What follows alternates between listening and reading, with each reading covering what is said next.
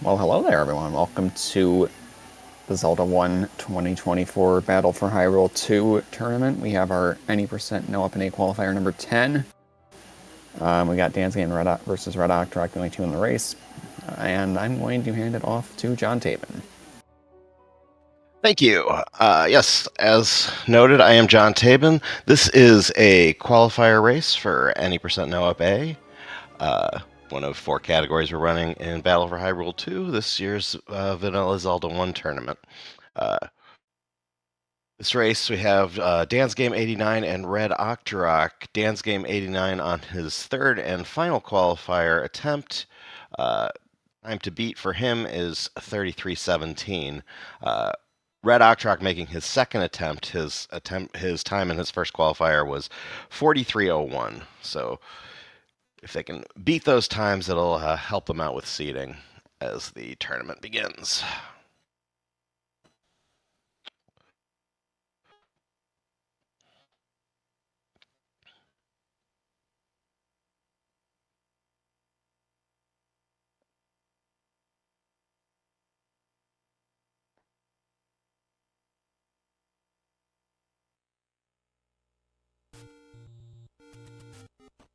Off.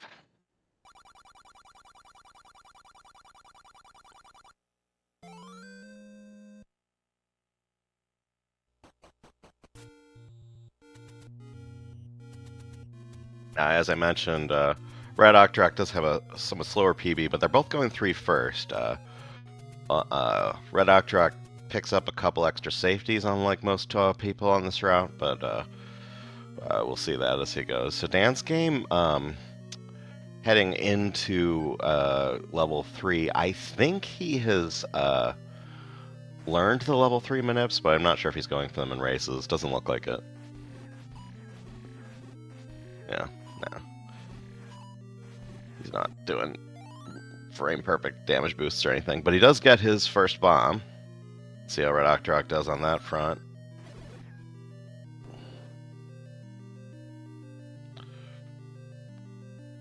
Lucky bombs for both runners. Red Octo opening the wall. Oop.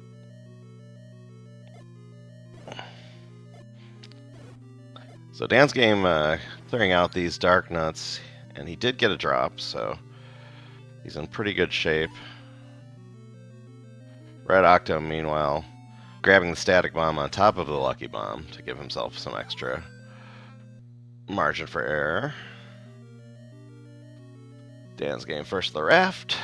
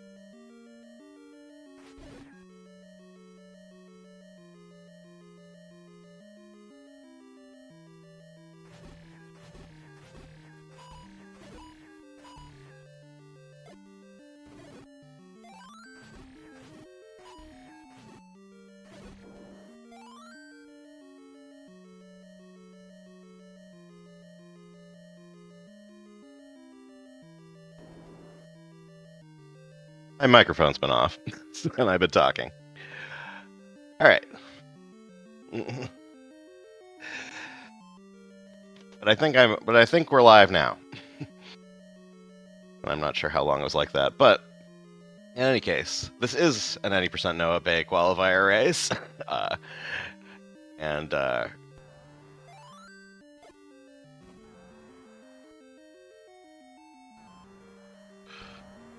Red Octrock heading into Manhandla.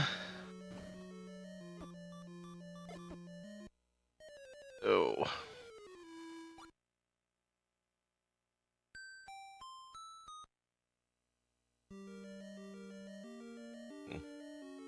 Rough start for Red Octrock, unfortunately.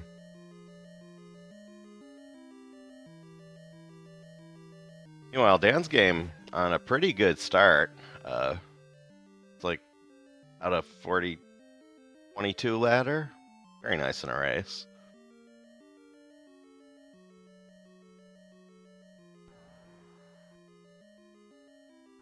Alright, let's see how Manhandla beats Red Octo on this attempt.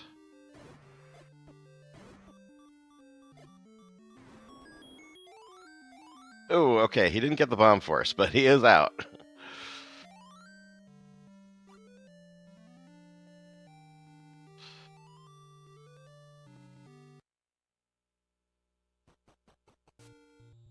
Dan's game, building up a count on these keys, he's going to try and get a force bomb drop from these fires coming up.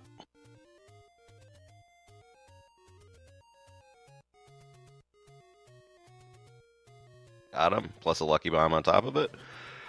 Full bomb's heading into level 1, assuming he can beat Gliok, which I think he will.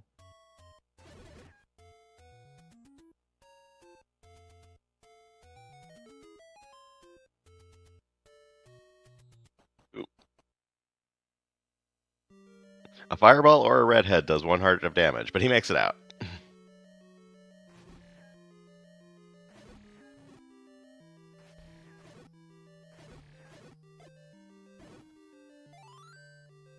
Ooh, Red Octo set up a force on that fire because you needed more than 1 bomb to keep going there. So very nice heads up play by Red Octrock getting that backup force.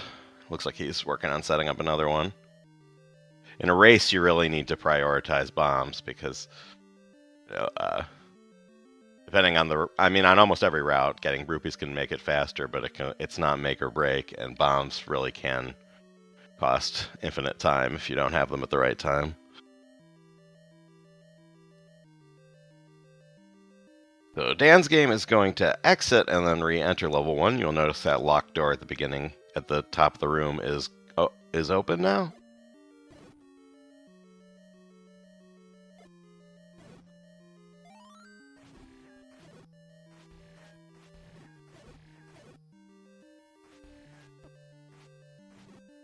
Ooh. That last Fire in the NSU gave Red Octrock the business. They are unpredictable. He's coming in here with no count, which is why he's sorting down these Zols instead of bombing them.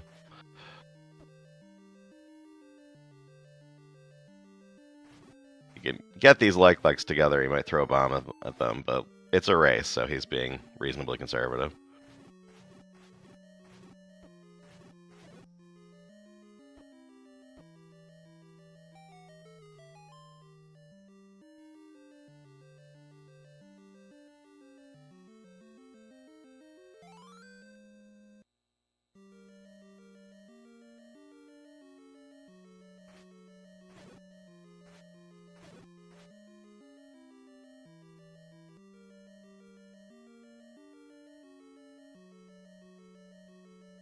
Dan's game has his bow. He's going to head over and beat Aquamentus to finish off level 1. Meanwhile, Red Octrock heading into Gliok. Unlike Dan's game, he does not have beams unless the Virus hook him up with some health drops, which makes the fight a bit tougher. Not only because you have fewer hearts to take damage, you also you can't hit him from as far away. Oh, and that Keith took away the count he was trying to build. He does have 3 bombs, so it's not dire, but you would really like some lucky drops from these wires. Alright, he got a bomb. No health, though.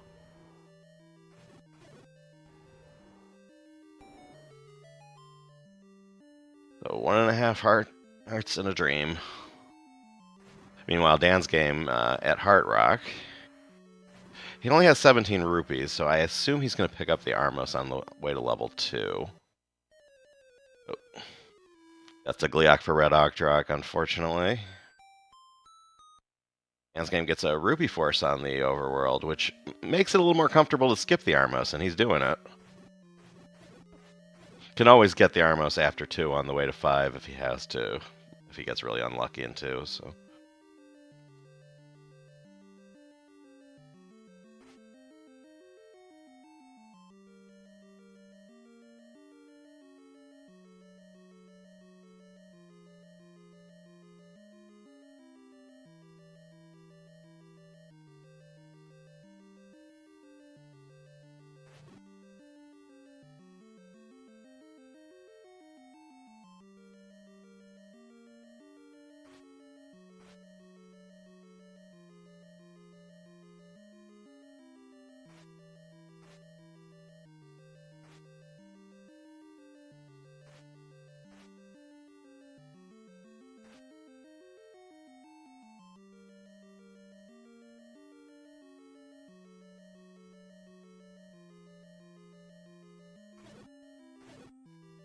Dan's game all set on rupees. He has what he needs to buy meat and arrows, and also 11 arrows to shoot later on.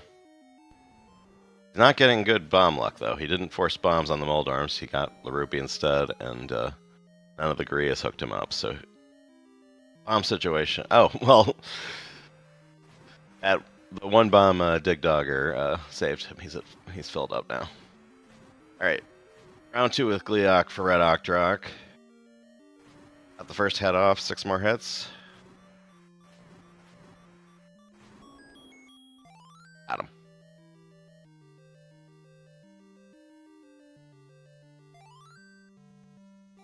Alright, Red Octorok has clawed his way out of the early game. Move on to level 1.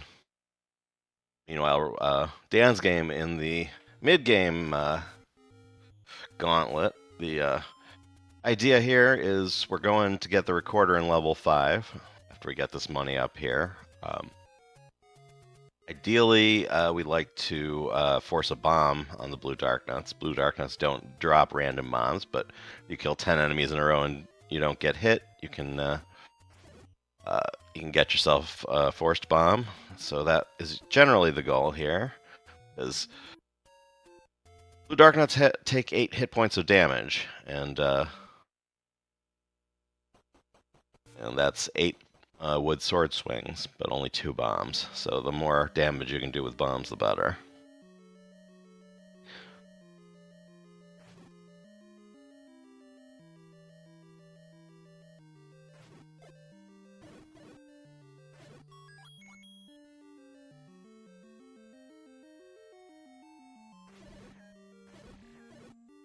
Since this is a 257 route, he's going to level 7 next.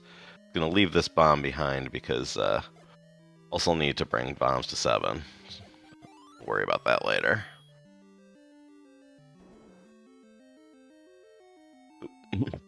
Almost got touched there, but I think he still has a count.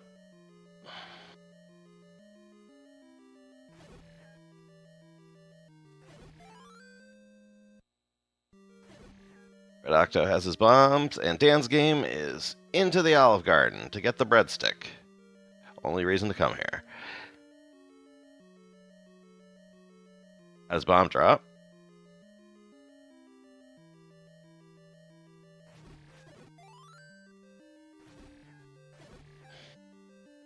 Couple of health drops, nice too. Back with beams. Nice room for Dan's game.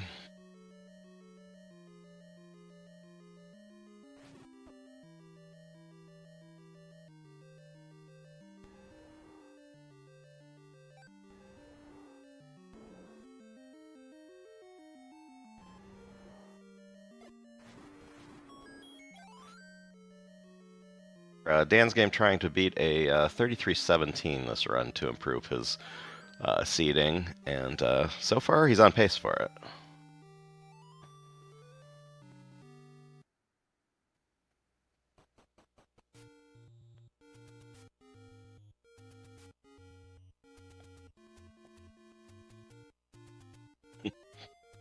Little dancing Fort Gibdo to grab that bomb.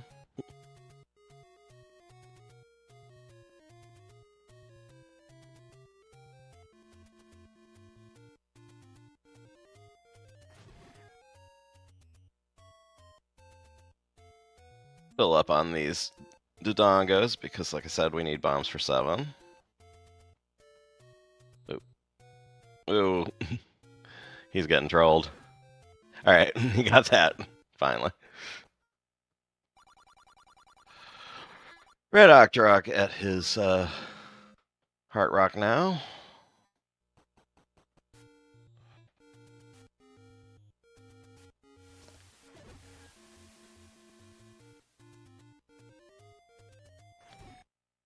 And he is going to get that Armos, so he doesn't have to worry so much about chasing rupees in 2.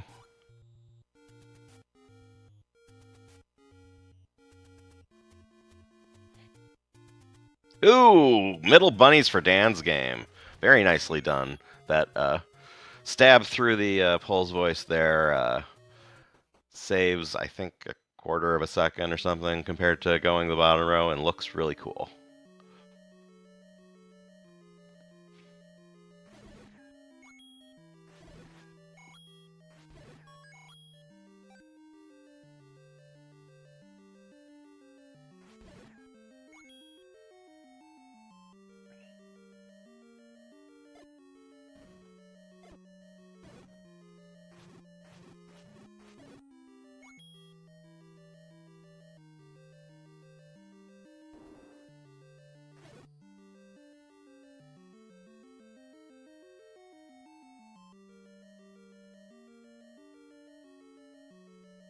I wonder if he's been practicing 100% and just forgot he wasn't supposed to go that way, because he turned around immediately after doing it.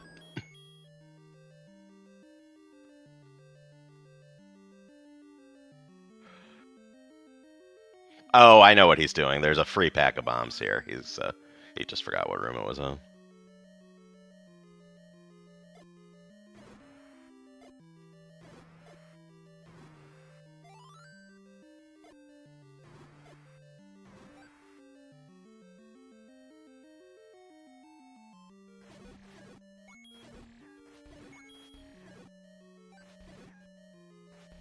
To kill Octoroks, he does have 17 rupees, so he's fine for arrow strats in the river room.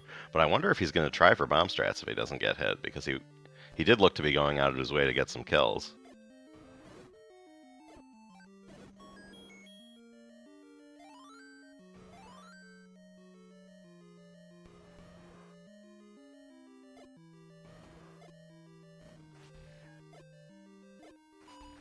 Pause buffering to keep the to not get hit. Oh, yeah, I think he was going for the bomb force, but didn't quite get it. Got boomerang to the face. So that's going to put him in a little bit of trouble. We'll need to either farm a random bomb or get another force somewhere at some point. Trying to think if he has enough to get to 6. I think he needs a bomb in the next few rooms. Maybe he can get to Aquamentus. I'm blanking on the number of walls from here.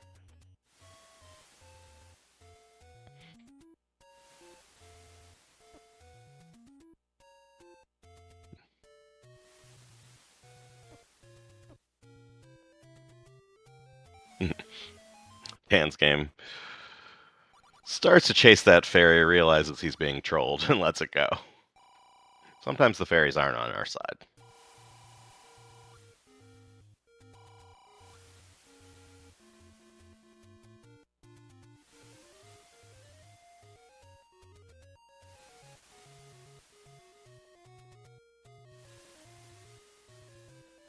Dan's game stopping to kill these orange areas, which can drop random bombs. His health's getting a little dicey, though. He did get the bomb he was fishing for, though. Just don't die from here. The Stig Dogger can drop health if it's feeling generous.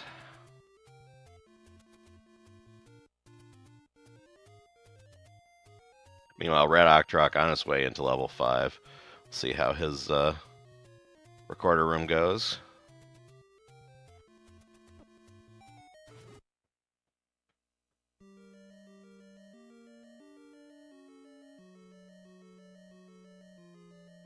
Dan's game pulling out the red candle.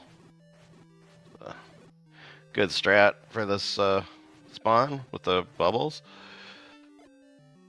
Because when you get the red candle, you get that spawn where the bubbles are all on the outside of the reverse C, so you often need a sub-weapon to both advance to the left and kill them. You can either hug the wall and not advance to the left, or else go to a sub-weapon. Ooh, death for Dan's game. That's a rough one towards the end of level 7, because that's a long walk back.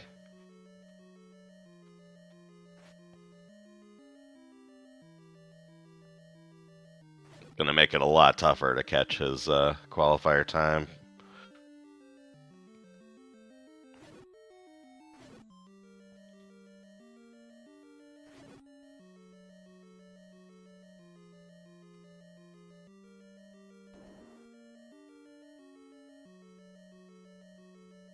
Dan's game's PB is a 30:32.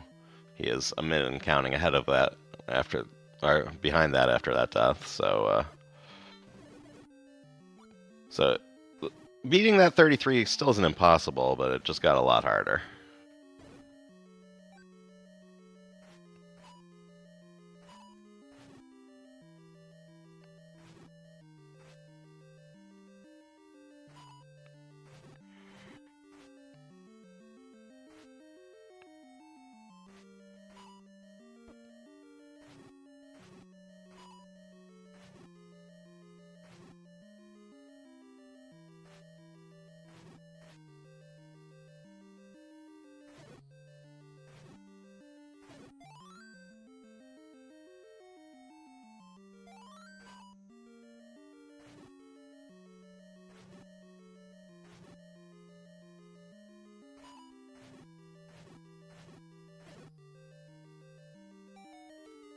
The game out of level 7 after much frustration.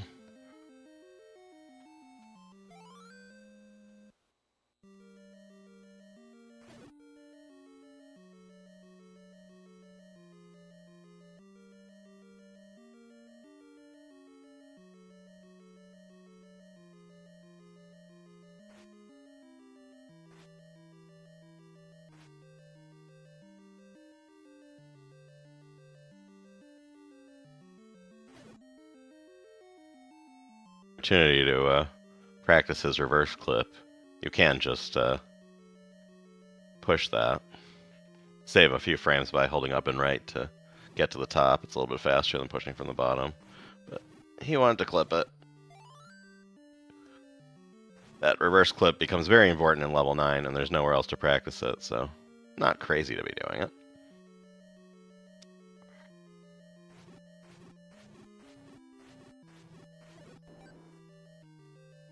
All right, so Dan's game getting his coast hearts, and he will now take the Rue Quarter to the graveyard. So it's just so-called because Rue Slugs discovered it. He's going to clip into the water, trigger the whistle and the raft at the same time. The whistle sends you left of the level and blows you in, but the raft interrupts that and pushes you up, so he ends up northwest of level 7, which happens to be right next to the magical sword.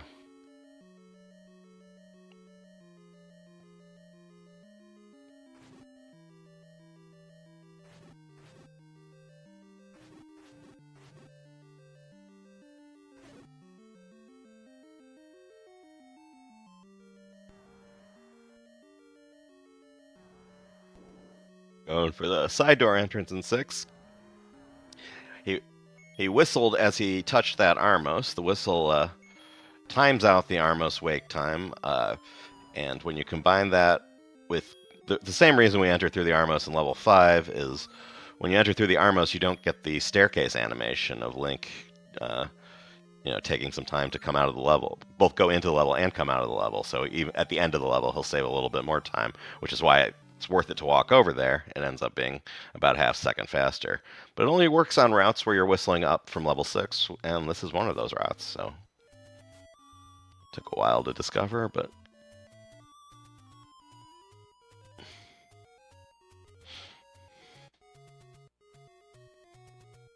the TAS clips into that Armos in a much sillier way, by the way, if you ever want to check that out. Red Octorok going for the recorder to the meat shop. The Zola might ruin it. Yeah. Yeah, he was going to get fireballed, so it wouldn't have worked. But if he had hit that, that would have taken him northwest of 4 to the meat shop screen that he's walking to, which is about a second faster than the walk he's doing.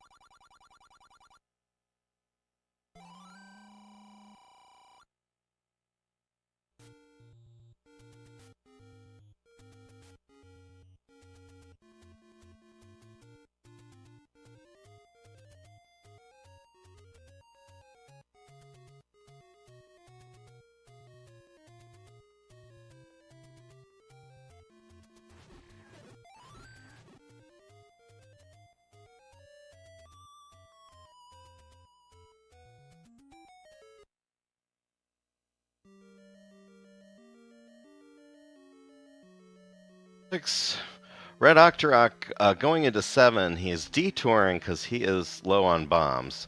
These Moldorms have a free bomb. They also mess up the spawns for the rest of 7 in a way that, and there are other backups that don't, but this is probably the one he knows. So if you have 0 bombs coming into 7, that's the one you have to get, but you could bomb your way to a different one. Well, I suppose you could get the one in this room too, but the Moldorms is easy.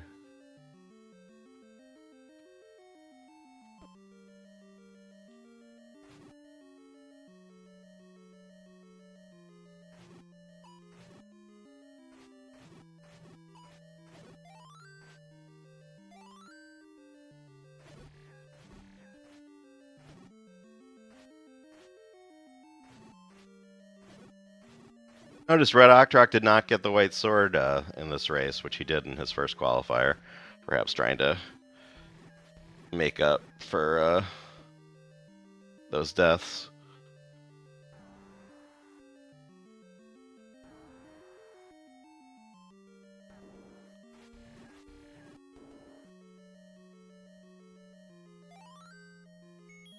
And that will save, a minute over what he did in the last race, so might claw back some of the losses he had in the early game.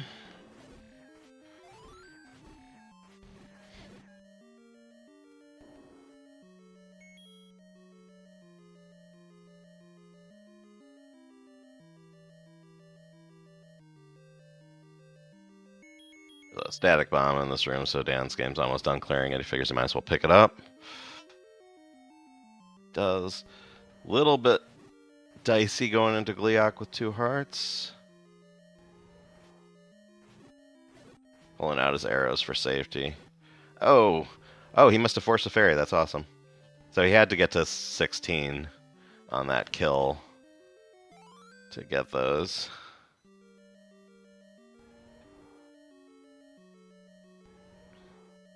And he's out and on to 9.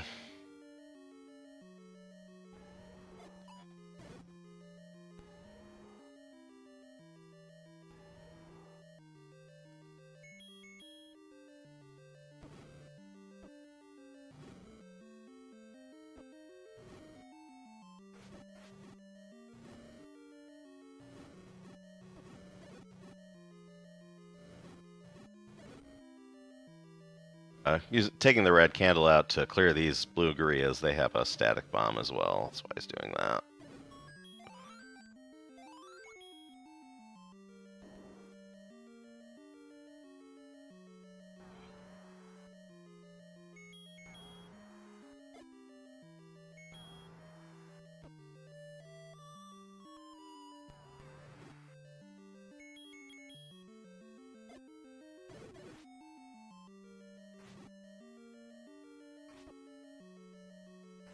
of the Dig Dogger pups got away from Red Octrock. He could just leave the room and despawn it, but maybe he didn't know that, or maybe he just... I guess it is technically faster to sort him down, because screen transitions are slower. But... Alright, Dan's game needs the key in this room, so... So he grabs that before moving on. Red Octrock pulling out arrows on the Wall Masters. A little bit easier than the red candle strat, I think. The red candle is potentially a little bit faster because of the angle it hits the Wall Masters at, but the arrows are harder to screw up.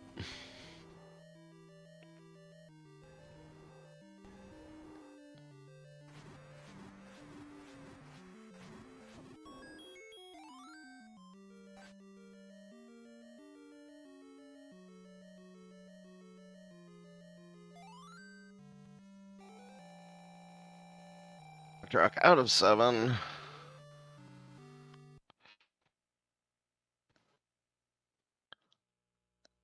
Very nice next turn for Dan's game. Yeah. Leaving with beams, he came in down a heart.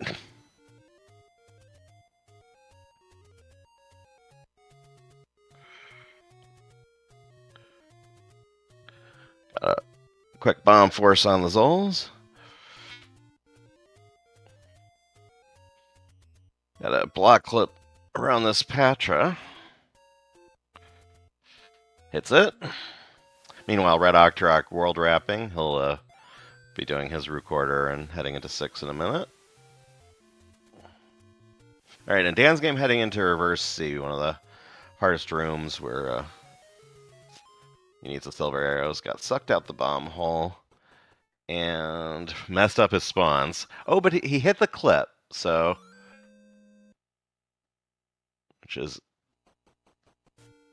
Which kind of compensated for screwing up the spawns with the exit. Still cleans it up nicely.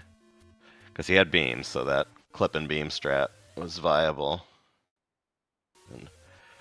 Alright, picking up the silvers at, looks like a 31.15, which, if he's going to improve the 33.17 that he got in a previous qualifier, it'll be by a few seconds, and he needs a really good 2-minute finish here.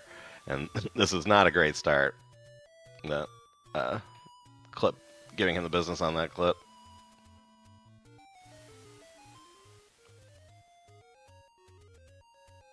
Alright, recorder for Red Octrock, getting the magical sword. Dan's game takes 2 bops from Patra 2B, down to 4 hearts. 6 bombs, so he has some bombs to play with for combat, because there are only 2 more walls.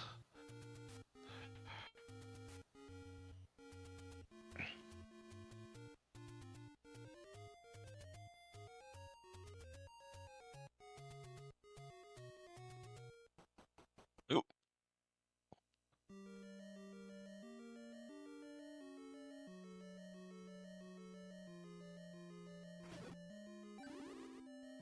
This backup key room, which he does not need. He has a key.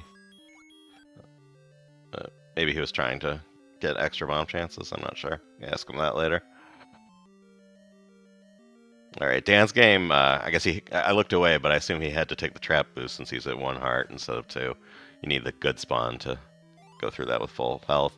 So this is a little bit of a scary Patra fight.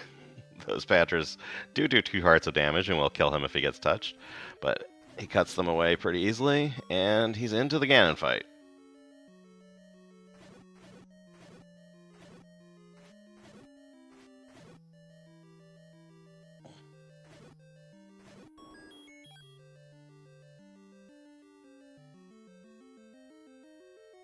Dig down, and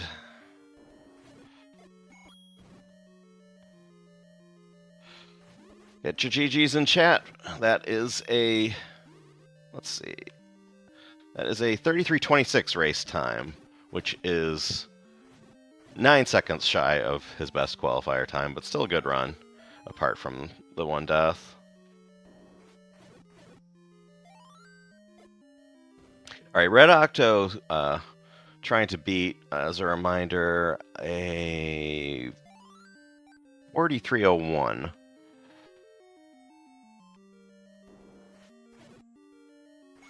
Which, if he has a really good finish, could be done. He usually gets red ring in 9, which adds a little bit of time to the standard finish, but so I don't... Not quite sure how the math lines up, but cheer him on anyway.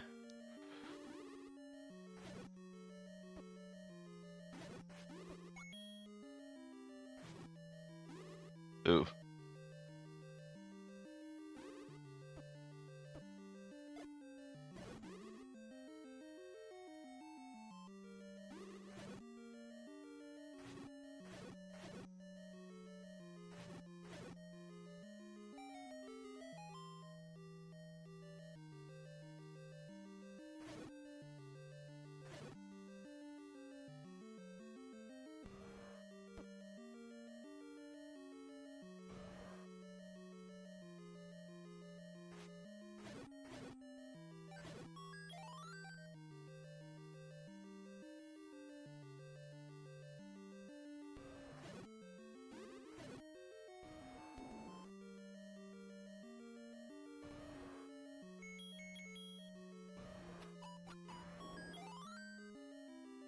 Octorok taking out Goma, and he's done with 6.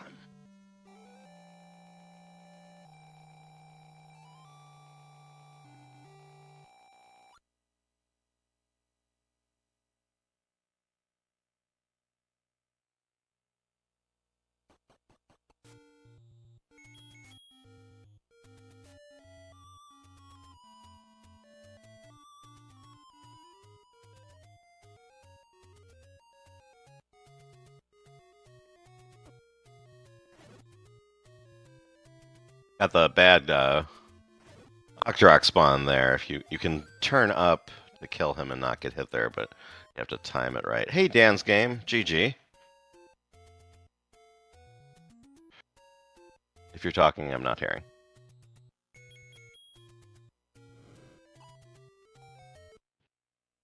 Red Octo into level 8.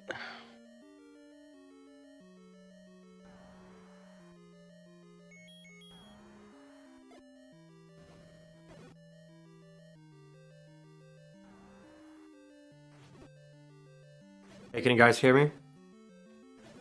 Yes. GG. Yeah, thank you. Yeah. It was a good run, except for obviously what happened in 7. Yeah, I mean, I had so many rupees. Honestly, in my head, I'm like, you know what? I should just go for arrow strats, and if I don't, somehow this is gonna end poorly. But meanwhile, I walked in and I had like everything was fine. I was, I had a high count. I decided to bomb, and then of course I get hit. So then, I mean, I had Yeah. full health, right? And then I was like, okay, well, let me farm bombs. I got a fairy from the blue blue Gorilla in one of the rooms, so I'm like, okay, I'm at like 2 or 5 on my global, and so I was hunting my global count, and then I got the bomb, and I was like, wait a second, I'm like really low on health right now, and then I don't know if you saw, but I waited in the big dogger room to try to get a drop, and of course I didn't get anything, and then yeah, I should have been pausing in that second to last room. I thought I was good, but then yeah. Yeah, I mean you already had a 33-17, so you almost beat that, but not quite. Yeah, I mean, I was really really happy with that race until then. I mean, like I tried to I spent too long in level 3 trying to make sure I had enough bombs, but then level 4 was really good for the most part. I had good counts, like resources were good. I mean, in my opinion, in a race, if you're not spending extra time in level 3 to get bombs, you're kind of taking an unnecessary risk. Oh no, Red Octorok dies to Gleeok in level 8, which is one of the rougher deaths you can take because those blue lagoons all come back. That's rough. And he is throwing in the towel. That's a forfeit. Yeah, because he already has a 4301, and after that death, I don't think he can beat it, so... No use banging your head against darkness for no reason.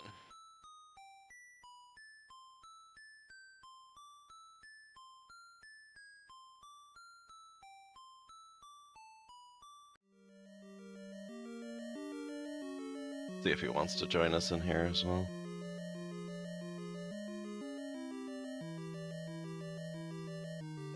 "100% no Up+A race coming up at 10 p.m. Eastern on one of the speed gaming channels. It was Speed Gaming main last I looked, but often stuff runs long and it gets bumped to another channel. So keep an eye out for that. Tomorrow, if we look at my schedule, if I can find my schedule.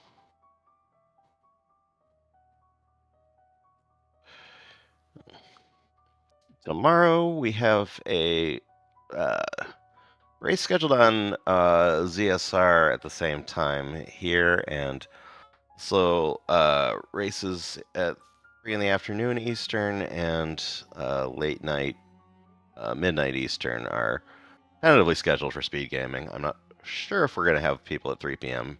for that, so we don't have that many international runners, but the times are there for their convenience.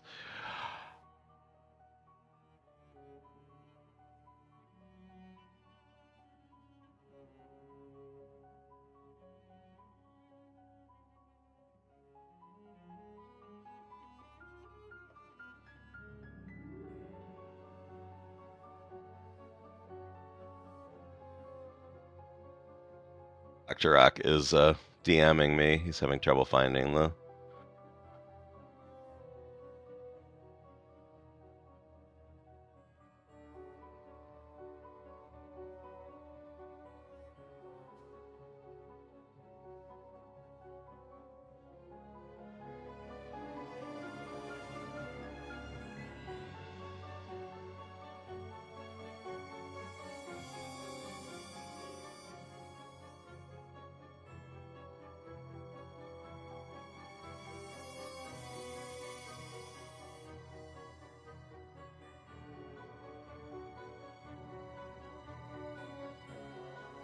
Oh, while we're waiting for Red Octo to finish that, to figure that out, any final thoughts, Dan's game? You're done with any % no Up+A qualifiers. This was your third. Are you entering in any other of the categories, or just this one? Yeah, I had signed up for 100%, but I don't know if I'm gonna do it. I haven't tried to learn it at all. But of course, now that I finished these races, relatively early, so I guess I have time to maybe check it out. Yeah, most of the Hundo races are coming up the next few days, so not sure what a quick learner you are, but it's like 3 extra levels that are a little bit different. Red Octorok, rough one, but GG. Yeah, anyway. thank you. I noticed you skipped the white sword this time. Was that a on-the-fly decision, or were you planning on that from the start? Actually, last time it was an on-the-fly decision to get the white sword. There was if you had watched, I briefly hesitated, and then I walked down and over. This time I was trying to do it with that white sword, just to get a faster time. But yeah, I know you've learned 3 first from the beginning, so you never tried to learn different routes, which is perfectly reasonable. But I do think if you're gonna give up a minute to get the white sword, if you're gonna do 3 first and giving up a minute to get the white sword almost makes it so you might as well go on 2 first. And I don't think, you had some problems in that run, but I don't think the white sword would have made a huge difference. You can correct me if you disagree. No. Usually I grab it for just the Olive Garden room, and then 7. I get pinged by so many of those stupid gorillas. I just like to have that sword to get petty revenge on them, if I'm being honest. But other than that, that's all I really use the white sword for. I feel like I do just get a little bit more of a boost out of it, because I'm still terrible with my bombs, and so you could see I was trying to build up counts today, and then I would just get pinged by everything. So it's no. So I picked up so many extra ones, just left and right. It's a hard game. This was your second qualifier run. You have a few more any % Up+A races. You'll have a chance to improve if you so desire. I get one more, But if not, or do I 3 times? I don't actually know that. well, you've done 2, so you have one more chance. Are you doing any other categories besides this one? I'm gonna do 100%, but not tonight. I'm not Yeah. used to staying up too late because I work really early in the mornings. So I'm just gonna do comms for tonight, and then I've had to completely reset my sleep schedule for the tournament, but that's how it goes. Yeah, so our next race is an hour and 15 minutes from now over on B Gaming, and we will have more here on ZSR, we think, tomorrow night at about the same time. So check those out, and thanks for watching. Any final thoughts, Red Octorok or Dan's Game? I'm just looking forward to watching the rest of this play out and see how everybody else does, I guess. As am I. Thanks to ZeldaSpeedRuns for having us as always, and we'll hand it back to our restreamer. All right, thanks, guys, for commentating.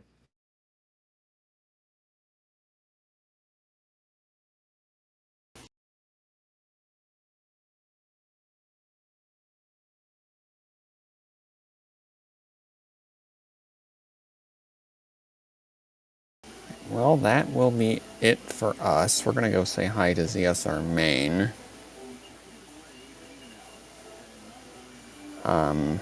So yeah, thank you all for watching, and we'll see you later.